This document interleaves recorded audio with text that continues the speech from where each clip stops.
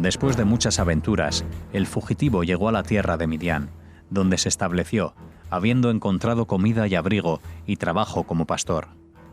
Se casó con una muchacha del lugar, la hija del sacerdote Yitro. Tuvieron 2 hijos, Eliezer y Gersom, y llevaban una existencia idílica, apacible, alejados de los problemas, los peligros y los conflictos.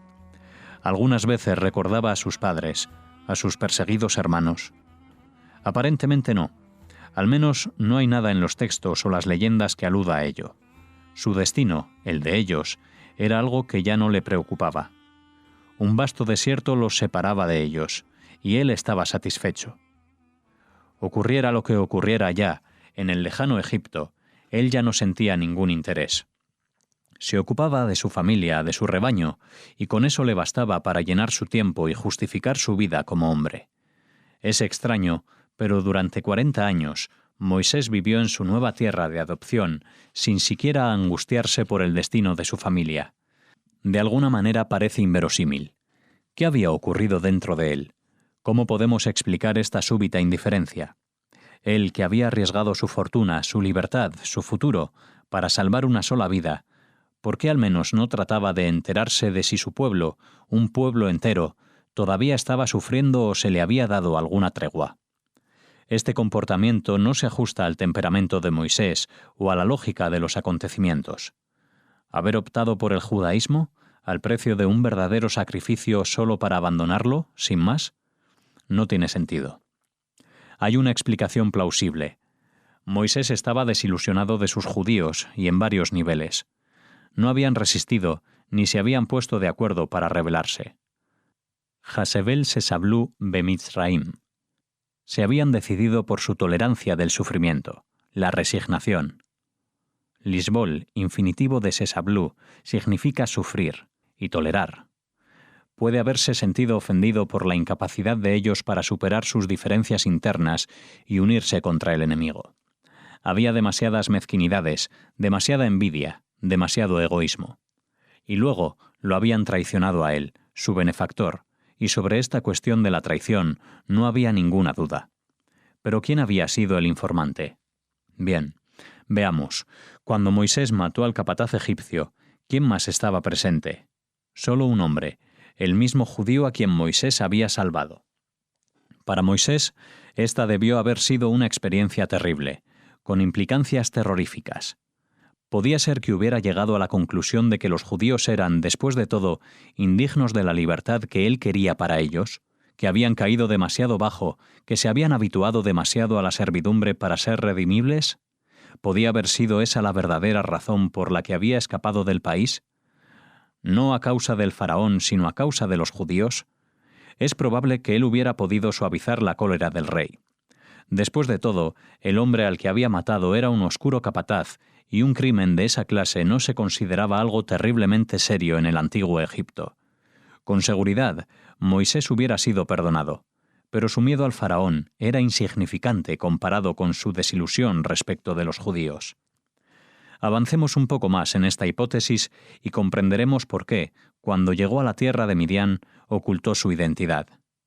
Ellos supusieron que era egipcio, y él decidió no corregir ese error.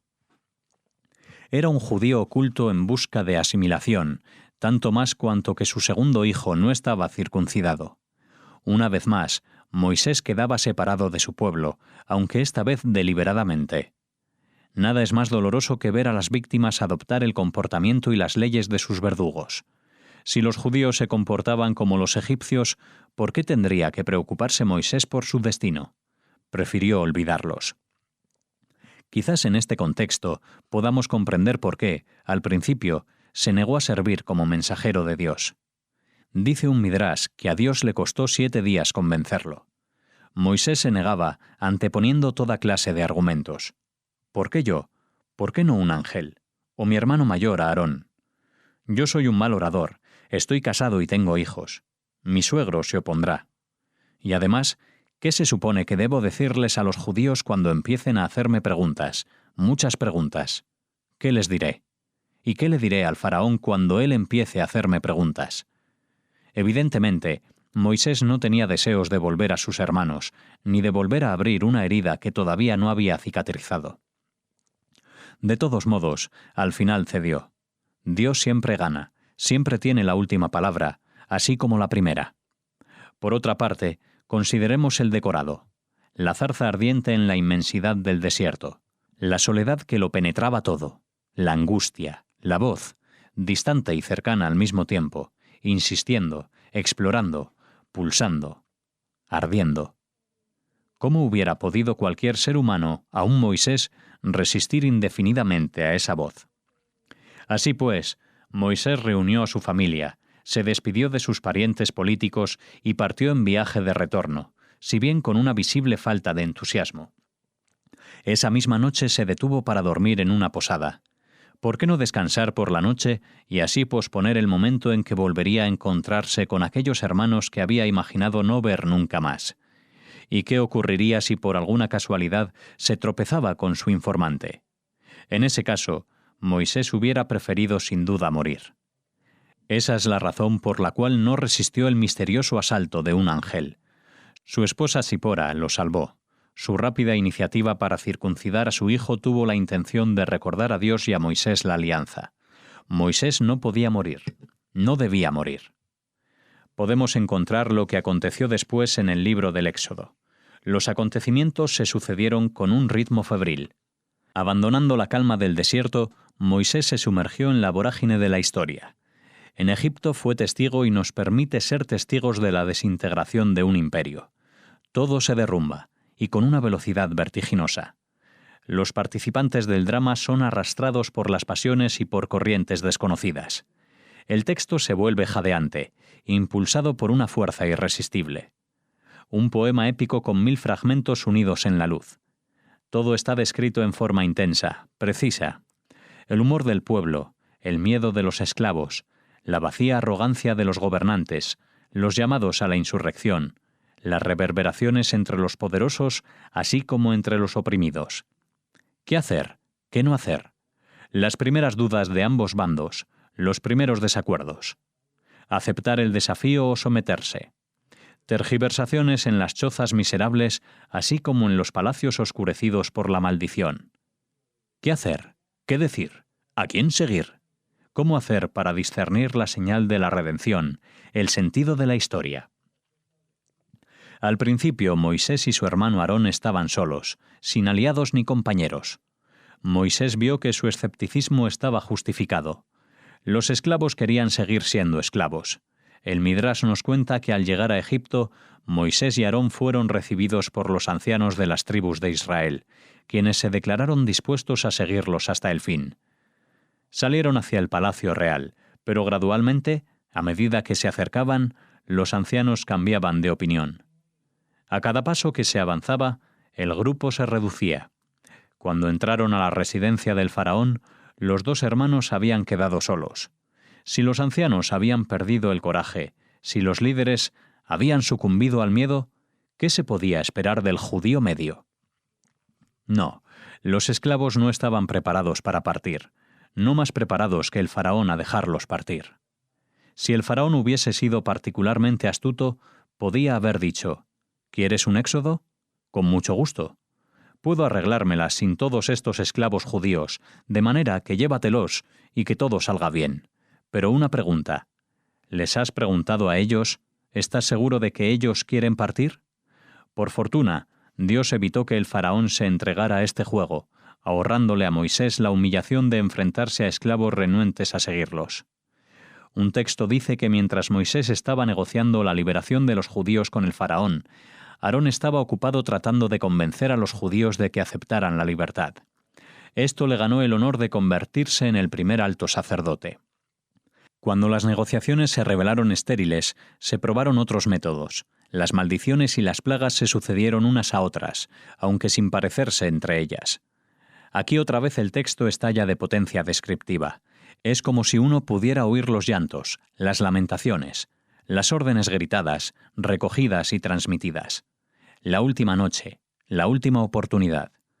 Una cantidad de esclavos no judíos y egipcios decidió unirse al movimiento. Nunca volverían a tener otra oportunidad de partir. Casi podemos oír a los padres egipcios lamentando la muerte de sus hijos, y a los lugartenientes de Moisés empujando y exhortando al pueblo. «Vamos, vamos, rápido, más rápido». La carrera contra el tiempo había comenzado. Era tarde, más tarde de lo que se había pensado. Los esclavos que huían no tenían más que una noche para romper las cadenas, para escapar de su prisión. Mañana el opresor reagruparía sus fuerzas. Mañana se arrepentiría de su debilidad. Mañana estaba al alcance de la mano. Mañana estaba aquí.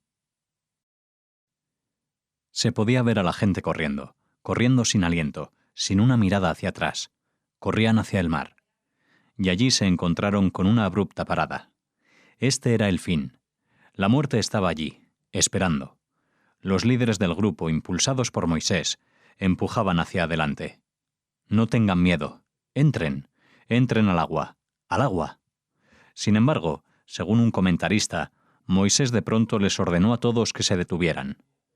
«Esperen un momento. Piensen, tómense un momento para sopesar qué es lo que están haciendo. Entren en el mar, no como fugitivos atemorizados, sino como hombres libres». Y todos obedecieron. Su carrera hacia el mar se hizo más pausada, y Moisés se dirigió a Dios con una plegaria. Pero Dios le recordó que no era un momento oportuno. «Dile al pueblo de Israel que se apure». Y el pueblo, más unido que nunca, se deslizó rápidamente hacia adelante y cruzó el Mar Rojo, que se retiró para dejar pasar a los judíos. Y se nos cuenta, tan terrible y cargado de fe fue este espectáculo, que la más humilde de las criadas vio en él más divinos misterios que los que el profeta Ezequiel percibió siglos después. Y Moisés empezó a cantar. El tartamudo, que nunca pudo pronunciar una frase más larga que «Eslájet a mí», «Deja ir a mi pueblo», compuso el más majestuoso y el más lírico poema de las Escrituras. ¿Cómo pudo el tartamudo convertirse en cantor? Hoy se nos dice que los tartamudos, aunque tengan dificultades para hablar, no tienen problemas para cantar. Es probable que esto sea cierto solamente desde Moisés. La explicación jasídica. Vayaminu, Beadoshem, uf Moshe Abdo, y ellos tuvieron fe en Dios y en su siervo Moisés. Por primera vez, un pueblo entero se reunía en torno de Moisés. Por primera vez, él se convertía en su verdadero portavoz. Por eso pudo cantar, porque a través de él cantaba un pueblo entero. ¿Fue este el momento de la gracia? El mundo entero se convirtió en una canción. Hasta los ángeles comenzaron a cantar. Pero Dios los interrumpió con el llamado al orden más universalmente humano del Talmud.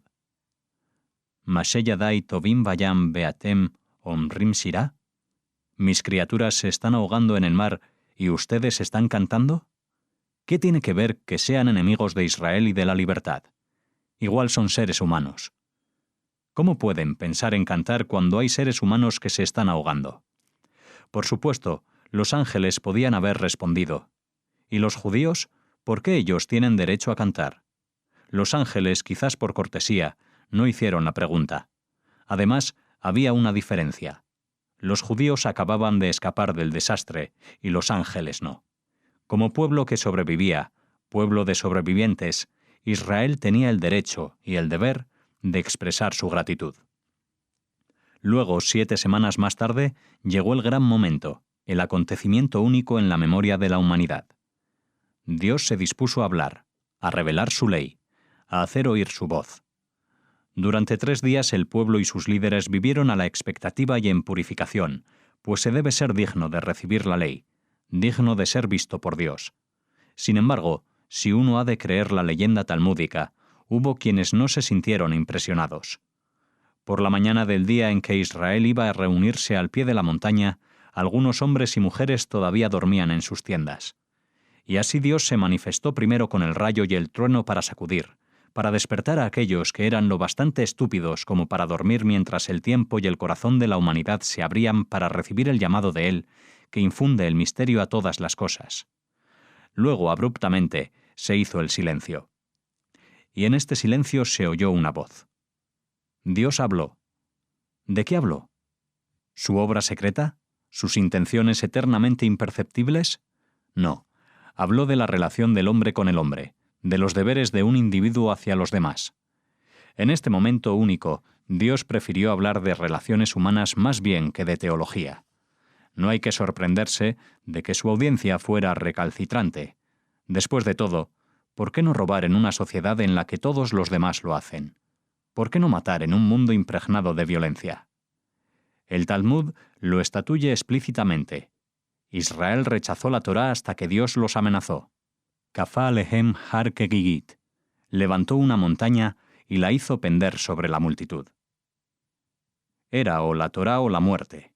Como no tenían elección posible, aceptaron la ley contra su voluntad, y Dios, al cabo, fue satisfecho. Pero no Moisés.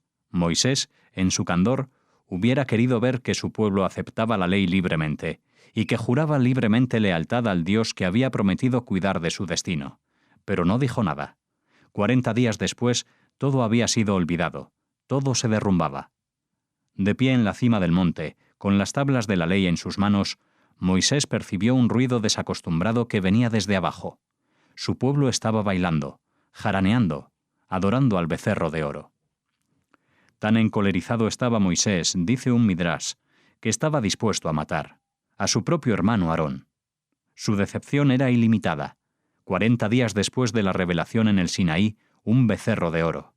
A pesar de la magnitud de los acontecimientos, de las manifestaciones divinas, del cruce del Mar Rojo y otros milagros, algo de este obstinado pueblo había quedado atrás, en cautiverio, en Egipto. Esto puede explicar la ambigua relación de Moisés con su pueblo y con Dios. Él quería desesperadamente que la aventura fuera exitosa, y eso no era fácil. Se encontró oscilando permanentemente entre el éxtasis y la desesperación. Los fracasos seguían a los triunfos, y él nunca sabía qué esperar de su pueblo. Las explosiones de cólera de Moisés, incluso su abdicación, son comprensibles. Este pueblo que él había elegido nunca le dio más que sinsabores. No había nada que los complaciera, que los satisfaciera. Siempre quejosos, gruñones, protestando, lamentándose por la estabilidad, de cualquier manera precaria, incluso miserable, del pasado y las certezas, a pesar de ser degradantes, de la esclavitud. Los judíos de Moisés no exhibían ninguna fe, ninguna alegría por participar en la producción de la historia. Apenas habían dejado Egipto cuando ya pedían volver. ¿Por qué nos hiciste partir? Le preguntaron a Moisés. ¿No hay bastantes tumbas en Egipto? ¿Por qué quieres enterrarnos a todos en el desierto? 3 días después del milagroso cruce del Mar Rojo, todo lo que querían saber era: «Maniste, ¿qué hay para beber?». Apenas un mes después recordaban a Egipto con nostalgia. Lo pasábamos tan bien allí, comíamos todo lo que queríamos. Hasta cuando Moisés consiguió el maná, se mostraron insatisfechos. En un momento Moisés se exasperó tanto que clamó: «Oh Dios, ¿qué debo hacer con este pueblo ingrato? Un incidente más y me matarán a pedradas». En otra ocasión tuvo que recordarles que no les había quitado nada, que no se había hecho rico a sus expensas y que no les debía nada. Uno no dice cosas como esas a menos que se sienta acusado. Escuchemos un midrash. Entre los hijos de Israel había algunos que seguían a Moisés con la vista, diciendo: «Miren ese cuello y miren ese vientre y esas piernas. Todo lo que come se lo ha quitado a los judíos. Todo lo que posee viene de los judíos». La línea, «y ellos se sintieron celosos de Moisés», es comentada en un texto de manera muy explícita. Cada esposo sospechaba que él mantenía relaciones ilícitas con su esposa. Todos parecían haber tratado de hacerlo descender a su propio nivel. Pobre Moisés, que había soñado con inspirarlos, elevándolos, transformándolos de esclavos en príncipes, dando forma a una comunidad de hombres libres y soberanos. Aquí estaba su sueño, roto, hecho pedazos. Los judíos inmutables todavía estaban sumergidos en sus sórdidas intrigas y peleas. Habían visto a Dios en acción y no habían aprendido nada. Habían sido testigos de acontecimientos de importancia cósmica y habían permanecido incólumes. Hayes Adoshem, Bekirvenu Imagin. Ya estaban dudando de la presencia de Dios entre ellos. Ya estaban dudando de su propósito, de su mismo recuerdo. Moisés había esperado algo más de este pueblo elegido, otra clase de visión, otro tipo de lealtad. Después de su liberación, Ellos deberían haber vivido orgullosamente, como hombres libres, no como un hato de fugitivos.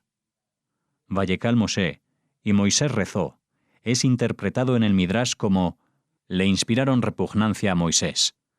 Demasiada gente fastidiándolo con demasiados problemas. Lo imaginamos malhumorado, desdichado. Solo una vez lo vemos gozoso, el día en que su hermano Aarón accedió al cargo de sumo sacerdote. De otro modo parecía muy alejado de la felicidad, y más aún de la alegría colectiva. Estaba agobiado por demasiadas responsabilidades, demasiada aflicción. Manejaba todo solo, sin ayuda, sin el beneficio de la camaradería o de aliados confiables. Al contrario, sentía que no era querido, que la gente desconfiaba de él y lo envidiaba.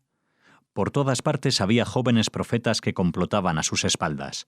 Había algunos notables, del clan Corak, que estaban preparando un golpe para despojarlo del poder.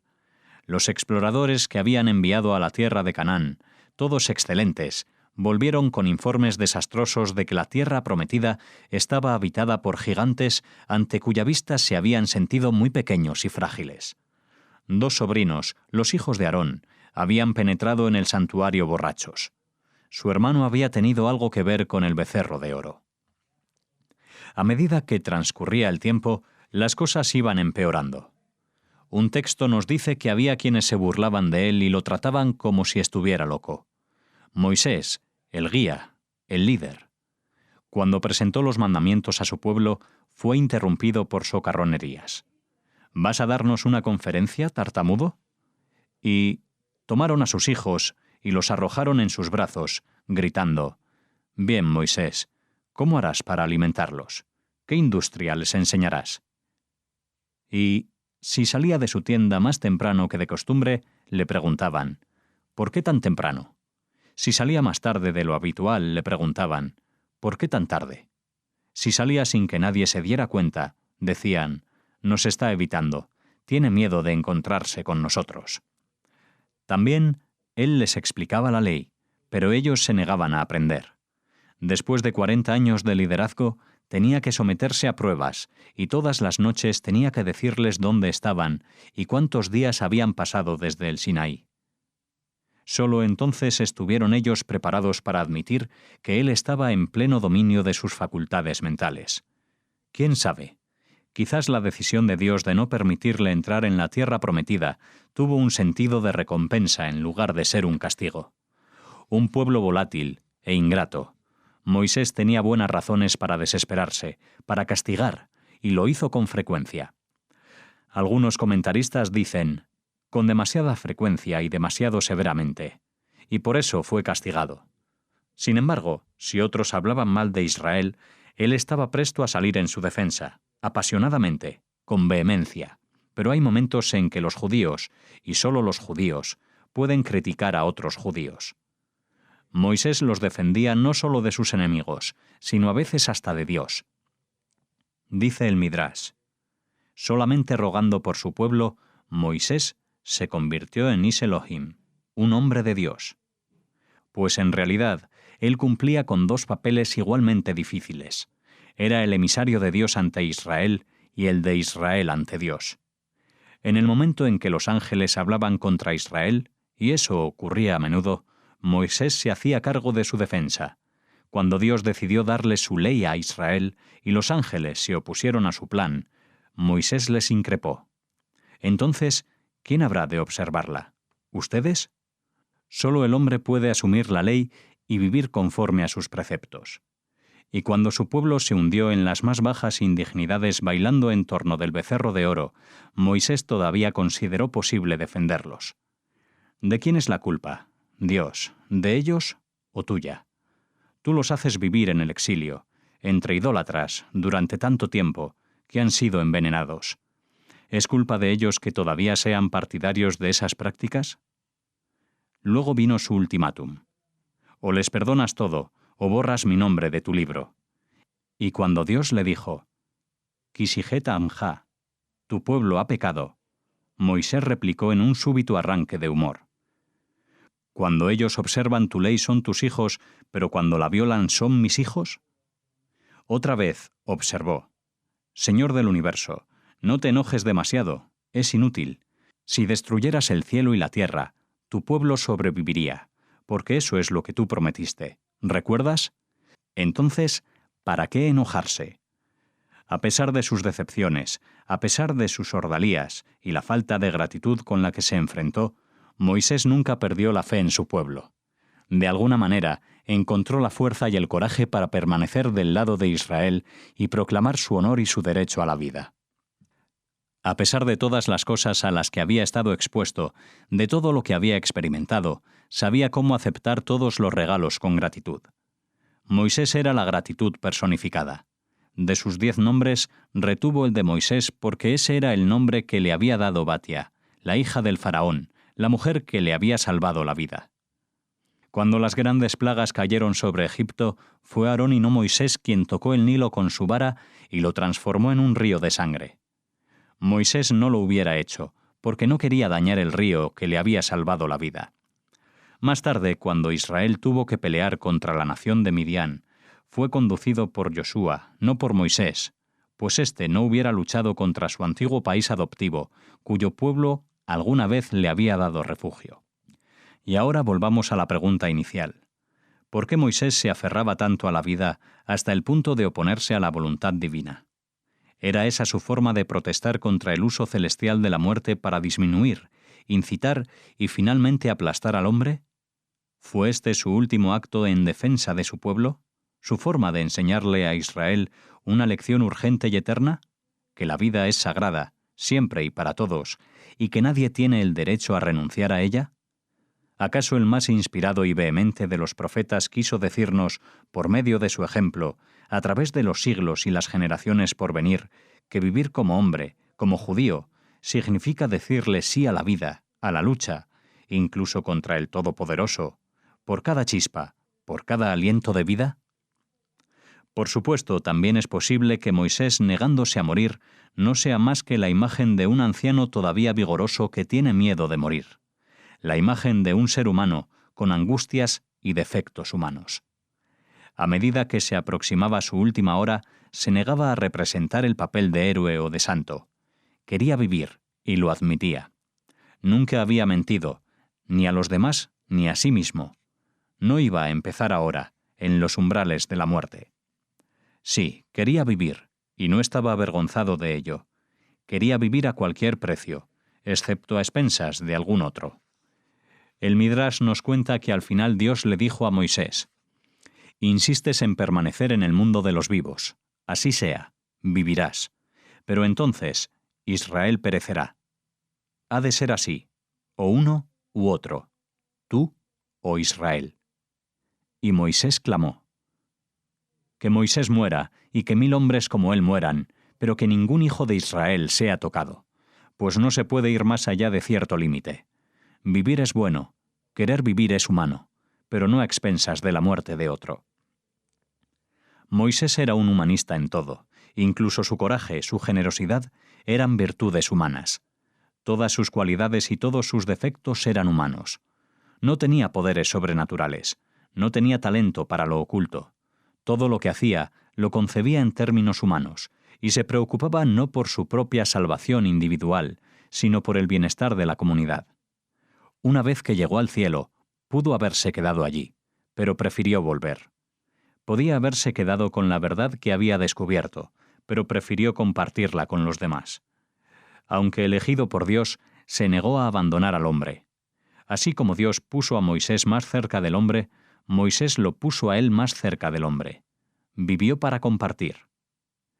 Otro relato subraya esa vulnerabilidad que había en él y que es la razón de que cada uno de nosotros se reconozca en él. Al final de su aparentemente interminable conversación, Dios consintió en dejar vivir a Moisés, pero a condición de que aceptara que su discípulo Josué fuera nombrado su maestro y el maestro de todo el pueblo. Moisés aceptó, e inmediatamente lo lamentó exclamando: «Mejor 1000 muertes que un momento de celos». Moisés era capaz de experimentar celos. El profeta era humano. Escuchemos ahora cómo fue su muerte. Cuando por fin Moisés aceptó lo inevitable, le pidió a Dios que no lo pusiera en manos del ángel de la muerte, que le inspiraba miedo, y Dios le prometió que no lo haría. 3 veces intentó acercarse al ángel de la muerte de Moisés, pero fue impotente para hacer nada que no fuera mirarlo desde lejos. Moisés pasó su última hora bendiciendo a las tribus de Israel. Comenzó por bendecirlas una por una, pero el tiempo se le acababa, de manera que las incluyó a todas en una sola bendición. Luego, escoltado por el sacerdote Eleazar y por su hijo Pinjas, y seguido por su discípulo Josué, comenzó a ascender al monte Nebo. Lentamente entró en la nube que lo aguardaba. Dio un paso adelante y se dio vuelta para mirar al pueblo que lo seguía con la mirada. Dio otro paso hacia adelante y se dio vuelta para mirar a los hombres, las mujeres y los niños que quedaban detrás. Las lágrimas brotaban de sus ojos y ya no podía ver a nadie. Cuando llegó a la cima del monte se detuvo. «Tienes 1 minuto más», le advirtió Dios, de manera de no privarlo de su derecho a morir. Y Moisés se tendió, y Dios dijo: «Cierra los ojos». Y Moisés cerró los ojos, y Dios dijo: «Cruza los brazos sobre el pecho». Y Moisés cruzó los brazos sobre el pecho. Luego, en silencio, Dios lo besó en los labios. Y el alma de Moisés encontró abrigo en el aliento divino y se deslizó suavemente en la eternidad. Al pie de la montaña, cubierta de niebla, los hijos de Israel lloraban, y toda la creación lloraba. Y en su aflicción, Josué olvidó 300 mandamientos y aquilató 700 dudas. Y el enlutado pueblo, cegado por la pena, quiso despedazar a Josué por haber sucedido a Moisés, el más triste y el más solitario y el más poderoso de los profetas de Israel y del mundo. Pero allá arriba, los ángeles exultantes y los serafines le dieron una entusiasta bienvenida. Su alegría reverberaba a través de las esferas celestiales. En todas partes, Moisés era agasajado por haber sido el más fiel de los siervos de Dios. Los acontecimientos que habían llenado su vida en la tierra fueron glorificados. El cielo los glorificó 7 veces, y las aguas lo glorificaron 7 veces, y el fuego los glorificó 7 veces. Y toda la historia humana sigue glorificando su nombre. Nadie conoce el lugar en que descansa. La gente de las montañas dice que es en el valle. La gente del valle dice que es en la montaña. No se ha convertido ni en templo ni en museo. Está en todas partes y en otra parte, siempre en otra parte. Nadie estuvo presente en su muerte, y así, en cierto modo, Él sigue viviendo dentro nuestro, dentro de cada uno de nosotros.